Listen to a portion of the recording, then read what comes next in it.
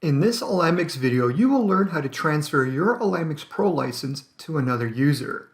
Now, before you do anything, make sure to email the AlignMix team that you're about to transfer the license to another person, and make sure to include the name of the new user that will be taking over your license. We will then be able to email you the exact instructions on how to transfer the license. So after you email us, you will have to deactivate your version of AlignMix. And to do that, you click here on Info, and then you click on the Deactivate button.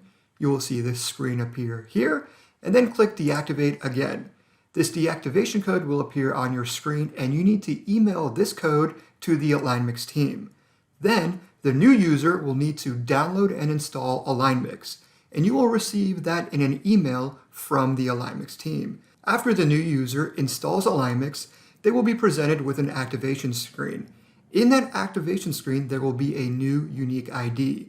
That unique ID needs to be emailed to the AlignMix team so that we can generate a new activation code and send it to the new user. And there you go. You've just learned how to transfer your AlignMix license to another user.